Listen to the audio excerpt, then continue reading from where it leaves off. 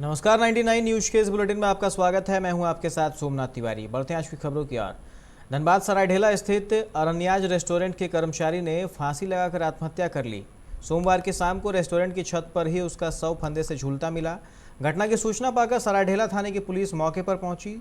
शव को फंदे से नीचे उतारा गया। पंचनामा करने के बाद पोस्टमार्टम के लिए SNMMCH भेज दिया गया।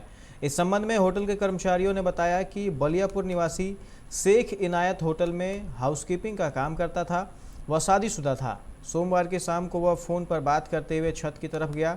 वह फ़ोन पर किसी से तेज़ आवाज़ में बात कर रहा था। काफ़ी देर तक जब वापस नहीं लौटा तो होटल के एक कर्मचारी उसे देखने के लिए छत पर गया।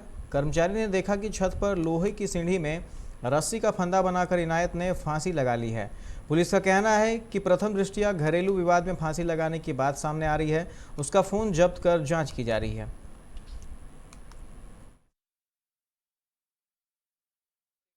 हमारा प्लेटियर था, यहाँ पे हाउसकीपिंग का काम करता था।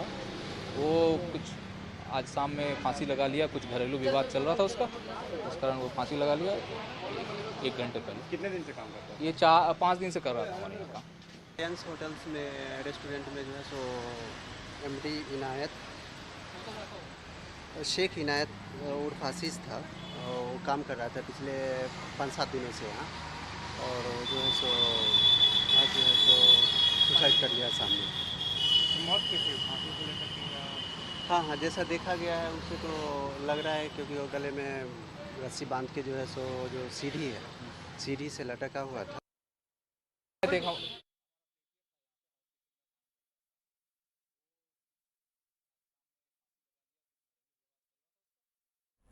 हजारीबाग के कटमसांडी सुलमी गांव के एक कुएं से सुबह एक नाबालिग लड़की का शव बरामद किया गया। लड़की अपने घर से पिछले 2 दिनों से लापता थी। परिजन उसे अपने स्तर से ढूंढ रहे थे। हालांकि उन्होंने इसकी सूचना पुलिस को नहीं दी थी। घटना की सूचना के बाद मौके पर पहुंची पुलिस ने शव को पोस्टमार्टम के लिए भिजवा दिया और जांच में जुट गई है।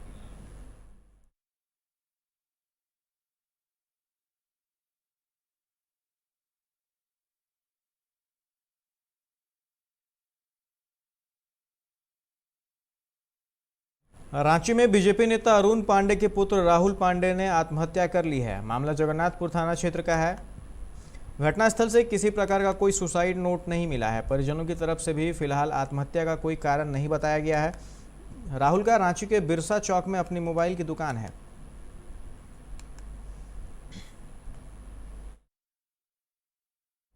जमशेदपुर के साक्षी राजीव गांधी चौक के पास एक मोबाइल दुकान से चोरों ने हजारों की चोरी कर ली। टीना से बने दुकान की छत को काटकर चोर ने इस घटना को अंजाम दिया। दुकानदार विजय सिंह सुबह दुकान खोलने पहुंचे तो चोरी की जानकारी हुई। वहीं पुलिस मौके पर पहुंची और मामले की जांच की।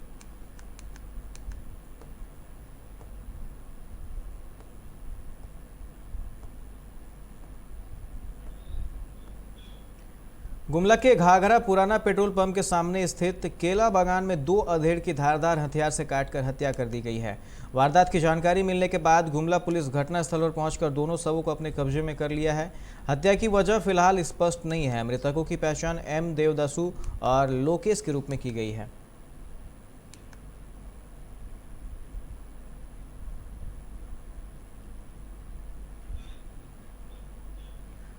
पटना के बिहटा कोड़िया में पत्नी पति की जमा पूंजी बटोर कर अपने प्रेमी संग फरार हो गई। पति ने बिहटा थाने में पत्नी के खिलाफ मामला दर्ज कराया है। पुलिस मामले की जांच कर रही है।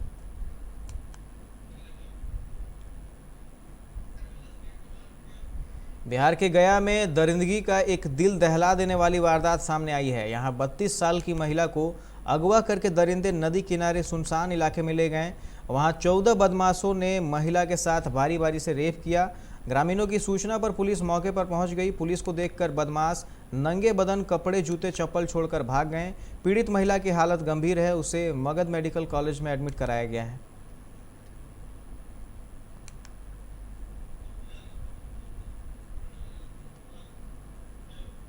नालंदा के दीपनगर देवदा गांव में एक विवाहिता की पति द्वारा हत्या करने का मामला सामने आया है। मृतका की मां ने बताया कि 10 दिन पूर्व दामाद बेटी को ले जाने के लिए ससुराल आए थे।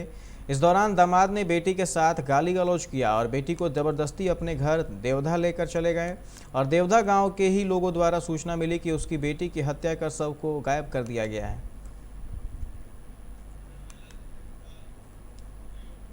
पटना के राजा बाजार में लैब्राडोर प्रजाति के एक अद्भुत कुत्ते का जन्म हुआ है। वह पूरी तरह से स्वस्थ है, लेकिन आगे का 2 पैर बना ही नहीं है। ऐसा मामला अब नहीं पाया जाता है। इस कारण सूचना मिलते ही देखने वालों की भीड़ लग गई। अब कुत्ते को चलाने के लिए लोहे की ट्रॉली का जुगाड़ बनाया जा रहा है।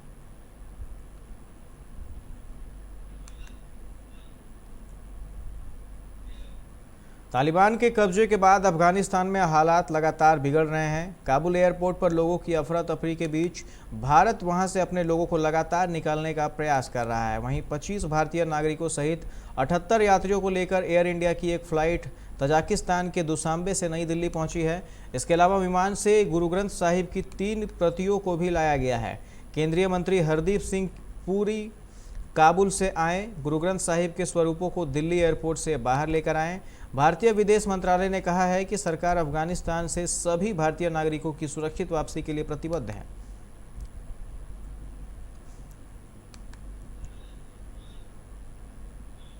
महाराष्ट्र में केंद्रीय मंत्री नारायण राणे के खिलाफ शिवसेना के कार्यकर्ताओं का गुस्सा बढ़ता जा रहा है। राणे पर महाराष्ट्र के मुख्यमंत्री उद्धव ठाकरे को कान के नीचे रख देने की उनकी टिप्पणी को लेकर पुणे में एक मामला दर्ज किया गया है। समाचार एजेंसी एएनआई के अनुसार युवा सेना की शिकायत के बाद मंगलवार को पुणे शहर के चतुरश्रृंगी पुलिस स्टेशन में भारतीय दंड संहिता की धारा 153 और 505 के तहत मामला दर्ज किया गया है। हालांकि इस एफआईआर के बारे में राणे को कोई जानकारी नहीं, इस बात का दावा उन्होंने खुद किया। गुजरात में 5000 झुग्गियों को गिराने के मामले पर सुप्रीम कोर्ट ने अंतरिम रोक लगा दी है। उच्चतम न्यायालय ने झुग्गियों को गिराए जाने पर रोक लगाने के साथ ही राज्य सरकार को निर्देश दिया कि वह कल तक यथास्थिति बनाए रखें। अदालत कल इस मामले पर सुनवाई करेगी। सुप्रीम कोर्ट ने इस मामले पर राज्य सरकार को नोटिस भी जारी किया है। बता दें कि वकीलों द्वारा सूचित किया गया था कि राज्य सरकार आज रात तक इन झुग्गियों को गिरा देगी, जिस पर सुप्रीम कोर्ट से रोक लगाने की मांग की गई थी। 5 दिन पहले संयुक्त राष्ट्र सुरक्षा परिषद की आपात बैठक में विदेश मंत्री एस जयशंकर ने इस्लामिक आतंकी संगठन इस्लामिक स्टेट और ASIL खोरासन को लेकर जो चिंताएं विश्व के सामने रखी थी, उसे अमेरिकी राष्ट्रपति जो बाइडेन ने भी स्वीकार किया। अफगानिस्तान में तालिबान के आने के बाद भारत अपनी सुरक्षा चुनौतियों का जो आकलन कर रहा है, उसमें ISIL के तरफ से पैदा होने वाली चुनौतियां अहम हैं। सुरक्षा जानकार मान रहे हैं कि हाल के वर्षों में IS और इसके सहयोगी ISIL के खतरे को जिस तरह से कम किया गया था, वह तालिबान शासक में फिर से उठ सकता है। छत्तीसगढ़ में मुख्यमंत्री पद के लिए 2.5 वर्ष के फॉर्मूले की चर्चा के बीच कांग्रेस नेता राहुल गांधी ने मंगलवार को छत्तीसगढ़ के मुख्यमंत्री भूपेश बघेल और राज्य स्वास्थ्य मंत्री TS सिंहदेव से मुलाकात की। छत्तीसगढ़ में जारी तनाव के समाधान को लेकर आज यह मुलाकात की गई। राहुल गांधी के आवास पर हुई इस मुलाकात के दौरान छत्तीसगढ़ के कांग्रेस प्रभारी PL पुनिया और जनरल सेक्रेटरी KC वेणुगोपाल भी मौजूद थे। सिंहदेव और बघेल के बीच मुख्यमंत्री पद के लिए 2.5 साल के फॉर्मूले को लेकर तनाव है। ब्रिटेन के शीर्ष सैन्य अधिकारियों का मानना है कि इस्लामिक स्टेट काबुल हवाई अड्डे पर निकासी अभियानों में मदद करने वाले ब्रिटिश और अमेरिकी सैनिकों को निशाना बना सकता है। स्पुतनिक ने टाइम्स के सूत्रों का हवाला देते हुए कहा कि IS भीड़ में एक आत्मघाती हमला कर सकता है। ब्रिटिश और अमेरिकी सैनिकों के लिए IS के आत्मघाती हमलावर एक गंभीर खतरा है। सैनिकों को अपनी उंगलियां हमेशा ट्रिगर पर रखनी पड़ रही है, जबकि उनके दूसरे हाथ में बच्चा है या बहुत नाजुक स्थिति में है।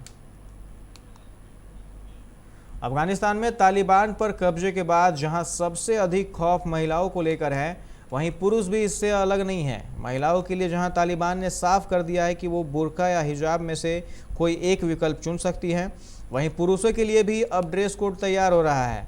लेकिन तालिबान की जिस तरह से पहले भी हुकूमत रही है और जैसा उनका स्वभाव रहा है, उसको देखते हुए ये ड्रेस कोड कट्टरता की ही चादर ओढ़े हुए होगा।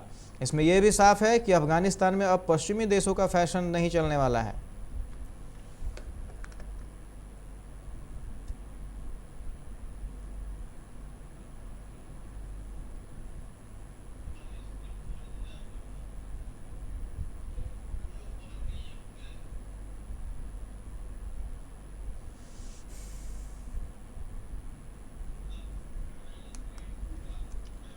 धनबाद नगर निगम एक बार फिर से पेवर ब्लॉक बिछाने के नाम पर करोड़ों बर्बाद करने की तैयारी कर रहा है।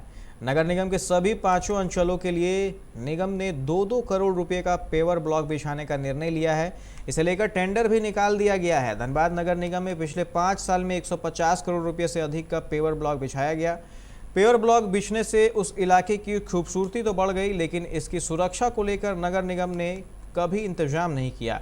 कभी बिजली विभाग के अंडरग्राउंड केबलिंग तो कभी मोबाइल नेटवर्किंग कंपनी के केबल बिछाने के नाम पर करोड़ों का पेवर ब्लॉक उखाड़कर फेंकती रही और निगम मुंह ताकता रहा। पिछले 3 साल में 50 करोड़ से अधिक पेवर ब्लॉक को उखाड़कर बर्बाद कर दिया गया।